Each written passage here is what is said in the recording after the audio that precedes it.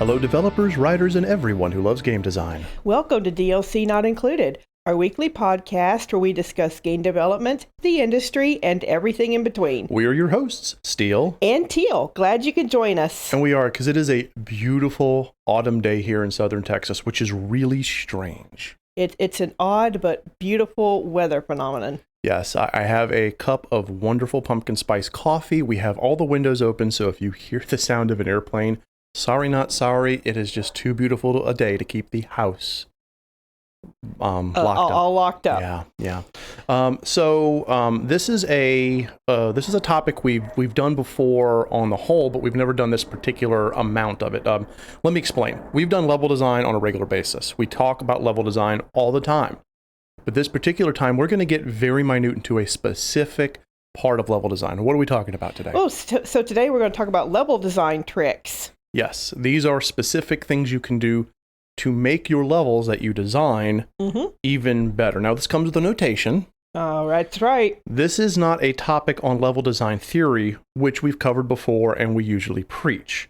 This one's on specific tricks you can use to make your levels more effective. Right. Also, this can relate to both 2D and 3D levels, although we are going to talk primarily about 3D because it's easier to disseminate that information. Where necessary, we'll kind of translate it over to a 2D game, 2D maps. And of course, if you guys have any questions during the question section at the end. Right, just fire them up. Yeah. And a reminder to anyone who's watching us live, questions will be taken at the end of the podcast. And if you're listening to this on VOD, thank you. So absolutely. We're going to go ahead and jump in. There are three main subtopics under this topic, and we're going to tackle them one at a time. And what's our first one? So the first one is visual. Yes. So very important because level design, levels are very visual. You see them. Yes, you do. You know, you see them whether they are starkly in your face like most games or something that are revealed a piece of a time. Maybe you're holding a candle in a dark haunted house, or maybe like, I forgot the name of the game, where you're blind and you have to tap your cane on the ground to create sort of an echolocation. Ooh, that's an interesting idea. Or unpainted swan, where you're, tossing out paint to paint the world. Yeah. So a level visually has to have some visual representation. Yes, it does. And there are three particular tips we're going to go over. So the first one is pretty much, I think, a no-brainer. It's what we call leading lines. Yes. These are the things that guide a player visually. Yeah, now leading lines come to an artistic standpoint that's kind of like, think of like the lines you use to create a vanishing point, except now we're translating that into a 3D map. Yeah. A leading line is anything where you are visually showing the path they can take. And it can be as in your face as a bridge across a chasm, or something like a line of trees in a forest, a set of walls and ruins, cobblestone paved way, going up to a castle or a mansion, that kind of stuff. Any of that, yeah. Yeah. And also pairing with that are our starting views. We've talked about views We've before. talked about the starting views. Yeah. One of the examples we used in the past was when you first emerged from the sewers in Oblivion. Right. And you see that ruin across the water. Right, the first Iliad ruin, which is kind of the first dungeon that you can go into. Now, it being an open world, you can go anywhere, but if you remember, when you emerge from the dungeon, there's a pier that goes out into Lake Ramire and points right at that ruin. That is a leading line. Yes. That is using a starting view. So you developers out there can do that. And like I said, it doesn't have to be stark. You don't have to have a bridge go from point A to point B. No, the player can fill in the gaps. In fact, if I believe properly, that Iliad Ruins also had a pier on that side. It did, yes. So it was a very powerful statement that the developers were making, saying, here's the direction you could go in to get to your first starter dungeon, but you can go anywhere because the bridge was broken and there was Lake Ramire. You could veer to the left or the right on the island with the Imperial City. But you still, they had a leading line. Yeah. So you want to use those. You do. You want to make really good use of those. And remember, you can be as direct and succinct or as abstract as you feel the level needs to be. Right. I mean, not every level that you're going to make is going to be that ordered. Right. I mean, you might have like a forest in the middle of nowhere. Right. But your leading lines perhaps are notches of wood or certain types of trees. And that'll call into something we're going to talk about a little bit later. They kind of, this and another tip we're going to talk about work together really well. Sure. So we'll get to that one in a bit. But what's our next one we can talk about? Well, also, we're talking about the leading lines and using your built environment. Right. To establish those. Well, just take it a step further and look at the architecture. Right. Especially buildings. Yeah. But it could be ruins of buildings, natural architecture, like, trees coming together in a natural glade. Architecture or man-made architecture. Right. We talk about, man's built environment and how that conforms to the natural world. Well, that it's the same as in level design. You can use architecture to establish your visual. Right, your visual representation. Like, what story is your level trying to tell?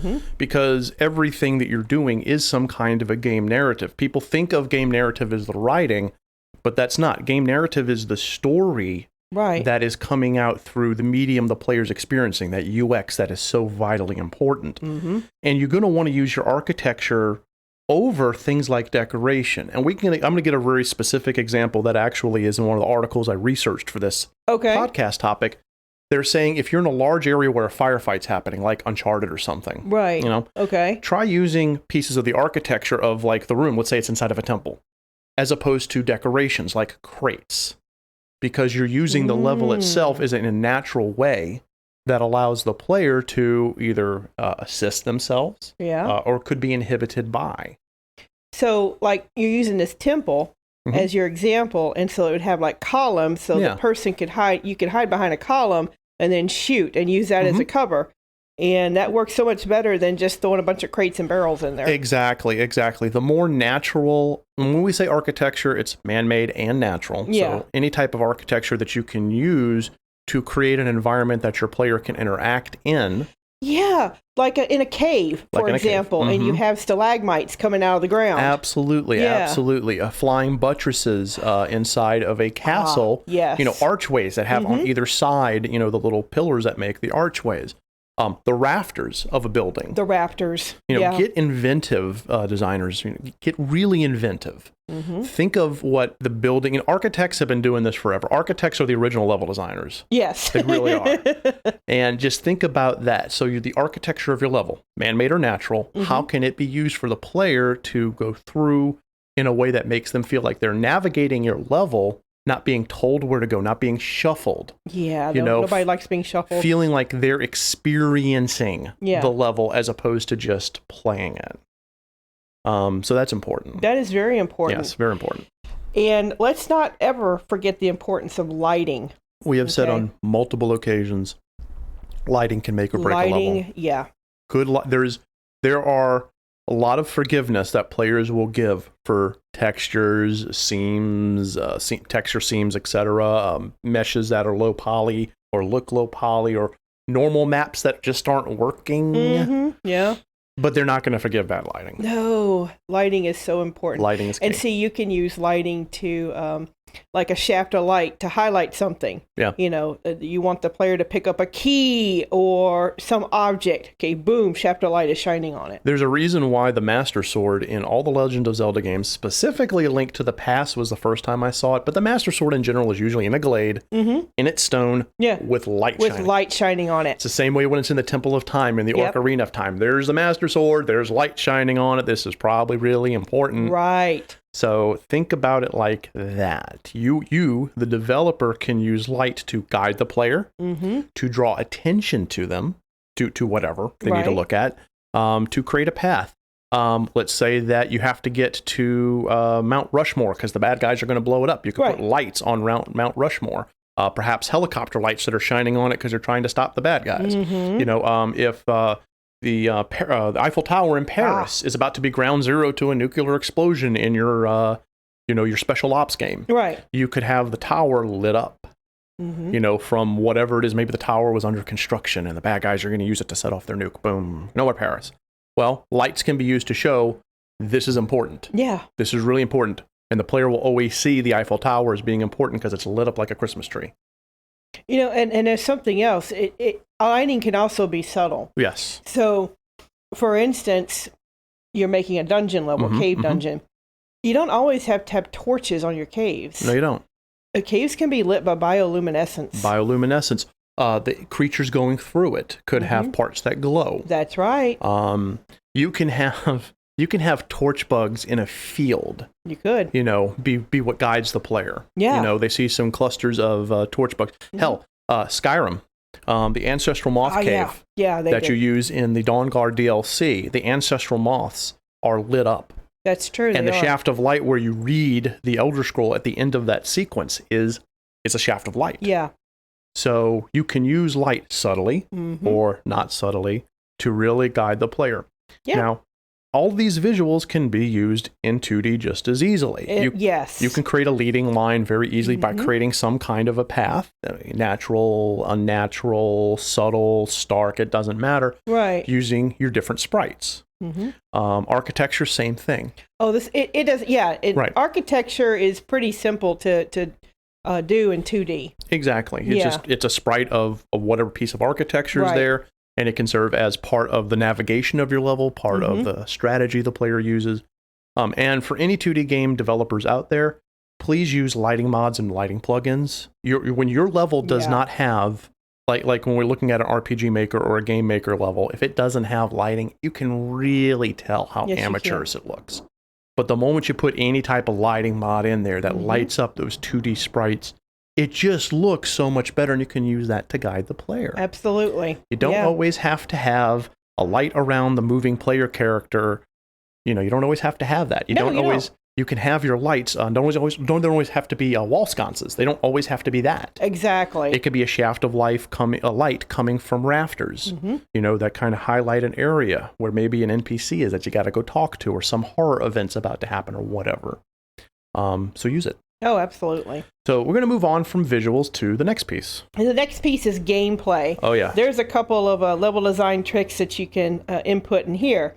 And I think the first one that we should mention is what we call the breadcrumbs. Because the breadcrumbs connect to the leading lines. Yes. You can use the two in tandem very easily. Very easily to do breadcrumb is literally that. It is something that the player follows. Ooh, piece of candy. Ooh, piece of candy. That leads them down a path. Yeah. Breadcrumbs don't have to be physical objects. No, they don't have to be physical objects. Flagstones. Flagstones are a good idea. If you're in a Arctic area like a boreal forest, little orange flags that have been set out by the team that went ahead of you. Yeah. Those are breadcrumbs. With a breadcrumb, it's very important that the next one be visible from where the character physically is, where the player physically is. Yes. So if you're in that boreal forest and you find red flag number 1 or orange flag number 1, you better be able to see orange flag number 2 somewhere nearby. Because otherwise the breadcrumbs aren't going to do anything. Right. Yeah. They're not breadcrumbs at that point. They can be collectibles too. They can absolutely be collectibles. I'm thinking of several open world games that I played where you had collectibles. Yeah, coins in Mario 64. Coins, yes. Not only were they things that you had to get to win the game, because you had to have coins in order to get the stars, but the coins could also lead you through the different Mario 64 levels, which were relatively openish. Semi-open. They were semi-open, and So you would use those. Yeah. Again, I mentioned the whole James Wood ooh piece of candy. It could be something they collect that you eat. Yeah. Heck, we can go all the way back to the breadcrumbs and Pac-Man's maze as references for them being used. Yeah. But you want to use your breadcrumbs and your leading lines in conjunction, because the breadcrumbs can be the physical thing that leads, or the abstract thing or whatnot, that leads them through where the leading lines show the way. Right. And together you have a very strong critical path that, whether your game is highly linear or non-linear or whatever, they have an idea where to go. Very important. Yeah. Equally important? Equally important are what we call boundaries. Yes, the boundaries. The boundaries. Soft boundaries, solid boundaries. What are the difference? One, I want to drink my coffee, so I'm going to pass that on to Teal. Okay, so a solid boundary is one that you can't see through. Right. Think of a wall, a brick wall, a stone wall. Okay. The wall of a castle. Yes. Whereas a soft boundary is one that you can see through. Right. So think of a fence, a wire fence, or glass. Glass is a soft boundary, yeah. Glass that you can't break, obviously. Right, obviously. Yeah. And usually looking through the soft boundaries, you can see the area beyond it. Right. And it beckons. Oh, does it beckon? And if it can also be areas you'll never get to, like literally the boundaries of your level. Yeah. A good thing, like if you're playing a prison level and you're never actually going to get out of the prison until you get to the prison hatch, the escape hatch. Those wire mesh fences around the prison are your soft boundary, but they're also your level boundary. And you can see the area behind, the freedom. The freedom that lays beyond, yes. Right. But you could also be like, what was the one you used? There were bars separating you from the rest of the critical path. Yes. That's a soft boundary. That is. Until you remove it. Technically, it's an obstacle, but that's semantics. Technically. But boundaries are important. Use them. Don't just use them. Don't just use solid boundaries. Soft boundaries are really powerful. A wall with, here's a good one, a stone wall, like in a dungeon. Yeah. That has those little, holes. They're not big enough for your character to fit through, but they're big enough for you to see through. Yeah. You could use those soft boundaries not just to see other areas of the dungeon, but perhaps see patrolling enemies that you're trying to avoid. That's a good, Plan your strategy, even if it's not a stealth game. Even if it's not a stealth game, you've still added an element of realism to your level. There's a fantastic VR game that I love called Vanishing Realm. And in Vanishing Realm, when you first enter into the castle, there's a soft boundary that shows you not just an area up ahead, but you see your first skeleton. And the skeleton sees you and then runs off. It's a very cartoony game. But you see the skeleton sees you, it reacts, and you get an idea of what's to come. And you fight that skeleton a little later on. Okay. That is a perfect example of using a soft boundary, not just to stop the character, but to set the narrative of the scene. Wow. That's actually pretty clever they did. Yes. And there's one more we want to talk about in relation to gameplay. Oh, yeah, that's right. You don't want to forget affordance. No, affordance is super, super important. Now, if you don't know what affordance is when an object's visual appearance denotes its use. And it is the same throughout the entire level or game narrative. Best example I can think of is Assassin's Creed. Okay. When Ezio or Altair climb up a building, there's that little perch with the eagle going around. That's right. You get onto the edge of that perch, and that maps out that area. You can look out over the whole city. And your map fills out for a radius. Yeah. And then you leap of faith down into... It's a haystack. So from that point on, after you do that leap of faith the first time... When you see those haystacks, those big, huge hay carts, you know if it's in front of a large building, that's it. That there's going to be a perch up there. Yeah, you start looking up. The game has taught you to use it, and that's what an affordance is. Another would be like a ramp you could vault off of. Okay. Like a wooden ramp, and you can use that to vault.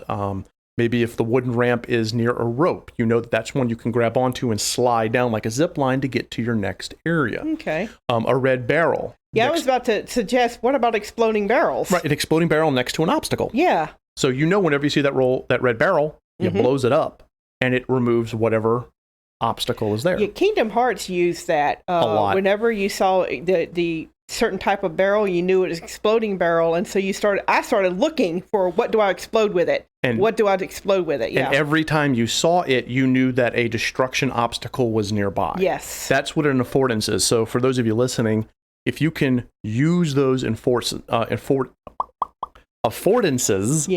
you can really easily guide your player through the level without using leading lines or breadcrumbs, because they'll see this object. They'll see it and they'll know. And know that object has this function. But remember, an affordance doesn't work if the use is not consistent. Oh, yes, please. If you're going to put an exploding barrel there better be something for it to explode on. Right. Whether it be an enemy or an obstacle that has to have a use. No red herrings. No red herrings. The moment you start doing a red herring, the player's going to start ignoring. And if then they're not going to use it when they need to use it. That's not being clever. That's misleading your player. Don't lie to your player. Yeah. Don't lie to your player. All right. So now, speaking of players. Yep. And speaking of that sort of thing, player psychology. Very important. Let's do a little dive into some tricks we can do with that. Yeah. You level designers out there can use the player's mind to lead them through the level using these 3 delicious little techniques. Yeah. Let's talk about denial and reward. Denial and reward is one of the strongest psychological things you as a developer can use to guide your player through a level. Denial and reward is showing them something that they want to get to that they can't, and then rewarding them for getting to it. I'm going to throw out my example, my own personal experience. Teal's personal example of love. So behind a bunch of bars, like a jail cell, I see a treasure chest. Yeah. I can't get to it. So it's denial. But at that point, you want to explore to get to that treasure chest. I want to find a way to get to that treasure chest that I am denied. That's right, to get that fat loot. Oh, yeah. That's your reward. You can use it for your story, your actual level narrative. Sure.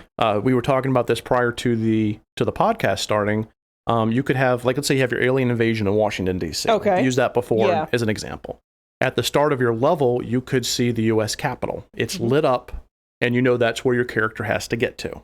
So the U.S. Capitol is lit up. It's there in the distance, and you can't get to it down this street because there's aliens and blowed up cars and toppled over buildings, and there's literally no way you're going to get there. Yeah. So you can go through an area. That's also a starting view. It's a starting view. Starting view. Then you go through a part of a building. You come out on the other side. You see it again. It's a little closer, but you still can't get there. Then you go down underground, and you come up, and you're on the other side, and you see it, and you're a little closer, but you still can't get there. So what you're doing is you're constantly showing them a place that they're denied entry to, but it's the reward for their exploration and completion of your level. Right. Super, super powerful psychological technique. You can do it in 2D. You can do it in 3D. You can do it with cartoony graphics. You can do it with hyper-realistic graphics. It does not. You can do it in 8-bit. Yeah, you can do it in 8-bit. All you got to do is show them a place they can't get to and then provide the path for them to get to it. Speaking of rewards. Always remember, reward your players. Always reward your players. So when a player is going through your critical path that we're always talking about, using all these techniques, give them something. Yeah. It could be anything from a health drop to a weapon drop to a cutscene for emotional fulfillment to a dialogue line the character gives that gives them some backstory. It does not matter. Some information drop. Yeah. That's important too. And if you're going to have optional paths, which we say you should, but it's up to you to decide how linear or nonlinear you want to be. Everything from that stuff to extra rewards, extra loot, environmental storytelling. I love environmental storytelling. Yeah, don't underestimate that power. Yeah. We don't have environmental storytelling as a topic here because that is a topic unto itself. We could do a podcast on environmental storytelling. Let us know if you want us to do that because that is its own monster. Yeah. But reward them. Yeah. With something. Give them something for going through your level. Yeah. And then finally, we need to always remember, use the cycle of teach, enforce, and test. So when they start the level, there's a mechanic they're going to learn, regardless of what it is. It could be something as easy as climbing to jumping over small obstacles, looking in the distance for navigation purposes, etc., etc., etc. They're going to see, they're going to be taught a thing. It could be minor, taught a thing, right, or a major, and then you want to use that level to enforce that mechanic. So let's say it's a jumping mechanic and swinging to get from one area to the next. So you're going to have lots of opportunities put in there to jump and swing. Right. That's how they get through the level, jump and swing. They jump and swing. And if it is a ladder level, you could include some of the stuff from earlier levels. Because remember, you want to lump that teaching and enforcing cycle. Then at the end of the level, you want to test them. Now, normally when we're saying teach, enforce, test, we usually use like a boss fight as test, but that's not always... You don't always have to do that. Your test could be a final obstacle in that level to get to where you're going. Like in our alien invasion storyline here, let's say that the downtown DC level, you have to learn how to swing. Yes. Swing from one obstacle to the next to go over large distances. And they've already learned jumping and shooting with cover to shoot aliens. Well, the final level should be something where they have to shoot at the alien while they're under fire. From the aliens, they have to get across this large chasm that requires them to do several smaller jumps and a couple of swing jumps.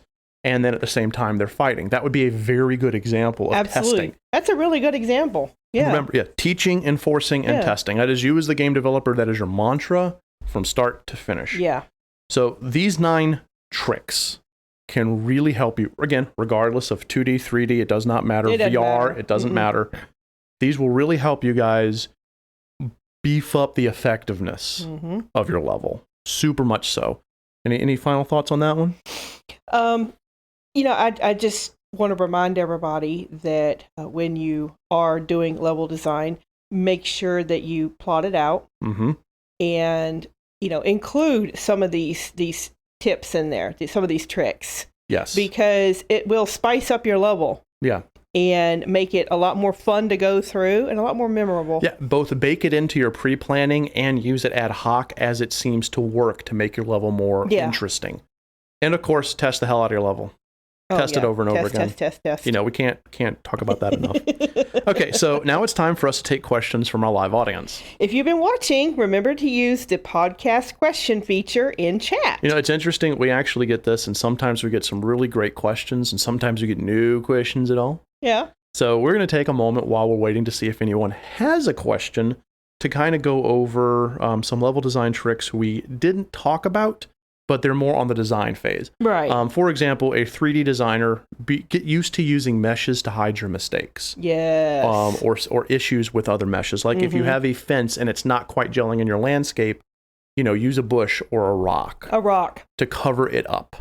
Remember, the player only experiences what they see. Yeah. So if the rock is covering a part where the post of your fence isn't going through your landscape, they're never going to see it. That's right. It was interesting. Fox and I were busy designing our home space in Oculus Home, and there were a couple of times that both of us had to use actually the rock meshes that are provided by Oculus. Yeah. In order to fix some of the things where what we were trying to design just wouldn't work because it's a limited space. 2D designers can do the exact same thing with parallax mapping. Parallax mapping, yes. Yeah, super, super effective. So you can take your parallax layer, which is your overlay, or if you have multiple layers on your mapping software, depends on the engine you're using, and you can hide a mistake. Again, let's just say, like, for example, you have a house, and the foundation of the house doesn't quite match up to the steps leading up to it. Yeah. Well, you could put something in front of those steps, a shrubbery. A shrubbery, yes, exactly. Yeah. And it hides that foundation mistake. So you want to do that. Yeah. All right, so I don't see any questions. Okay. We'll give them another minute before we go ahead and close the podcast out. For those of you who are listening in chat, remember we can't monitor chat during this, but we brought up environmental storytelling earlier. Let us know, and if you're listening in the VOD, let us know either in the YouTube comments or message us at our Gmail account and let us know, because environmental storytelling is the most powerful form of storytelling you can do in your level outside of like main narrative. Right. It is vastly underutilized by beginning developers. Yeah. So if you want to see a podcast on that, just hit us up and let us know.